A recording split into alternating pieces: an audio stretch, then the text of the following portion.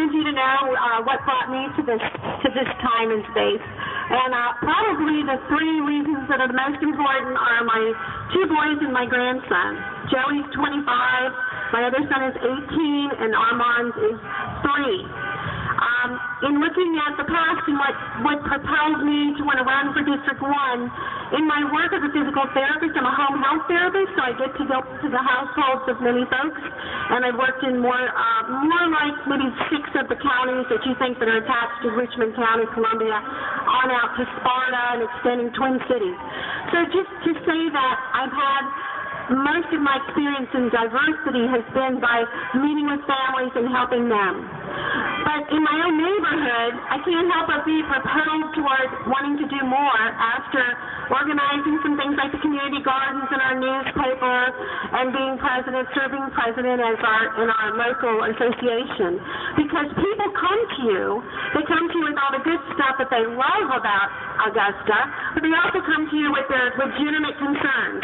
And as a taxpayer, and as a mom, and as somebody who wants to see Augusta bloom and blossom, I just can't ignore the issues that are coming before me.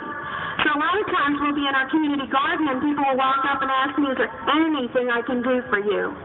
Which means I have no money, I'm desperate, I'm having difficulty feeding my own family, and I'm asking and reaching out to you to see if you have some other solutions for me, because I see you doing for the community. And I have to say that I feel frustrated by this in my own experience, because what I'm hearing from people is that we need job training. We have many, many people who lost jobs because of closures of industry.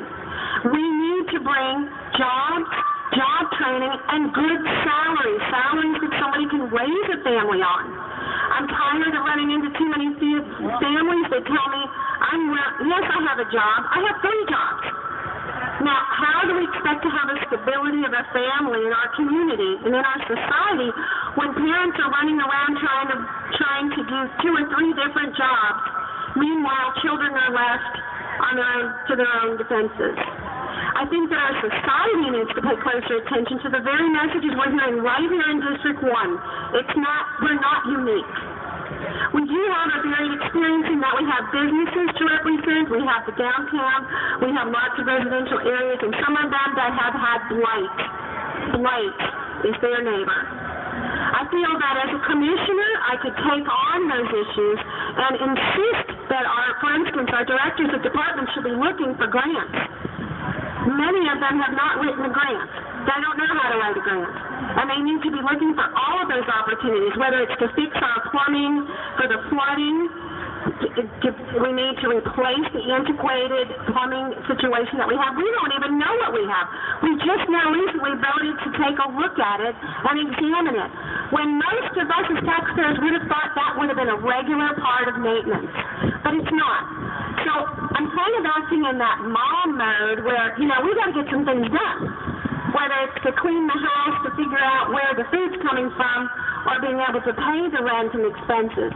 We've got to get in, look at what we have, see what's possible, and then move on it. I really, really strongly feel that a commissioner's job is first and foremost to listen. Listen to the concerns of everybody in District 1 as that commissioner. And then to sit down collaboratively, to have those characteristics that many of us as women have used, whether we're working in the church or the PTA or in our own homes and communities, that collaborative nature that you have to work together with people to hear their side, both sides, 3 or 4 or 5 sides. But then, that's not enough. You've got to act.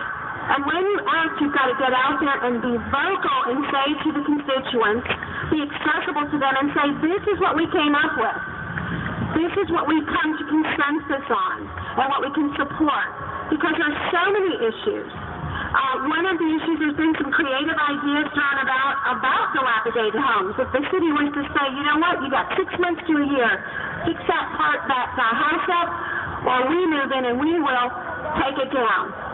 Well, the city continuously says we don't have enough money. We can only take down 188 homes. That's not enough. So let's be creative. What could we do?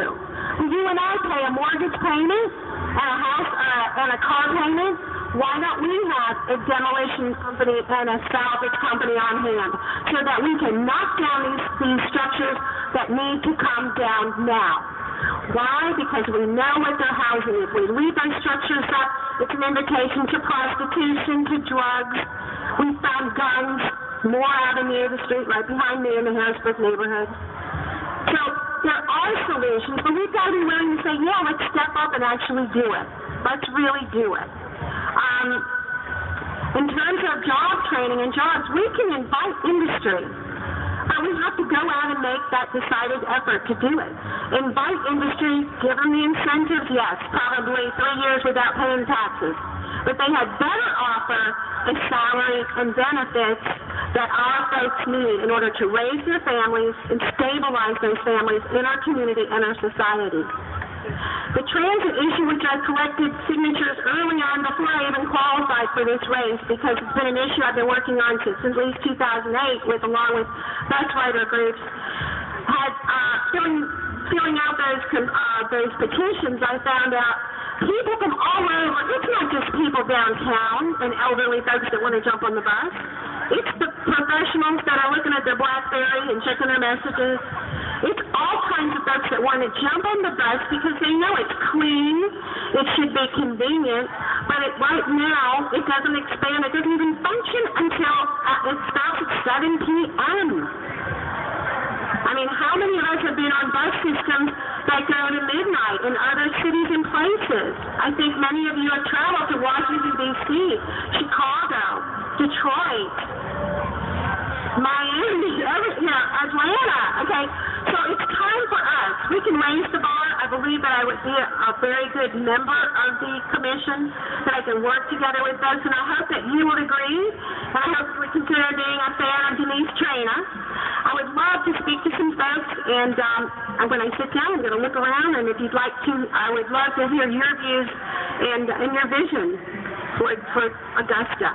We can do better. We can raise the bar, and I hope that you allow me to serve as your candidate and public servant for District 1. Thank you.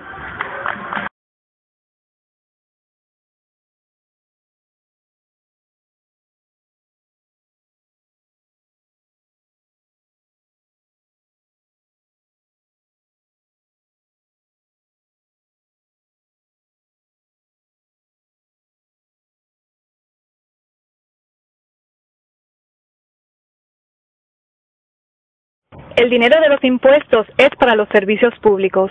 Vote por Denice Traina, District 1 Commissioner. Vote Denice Traina, District 1 Commissioner.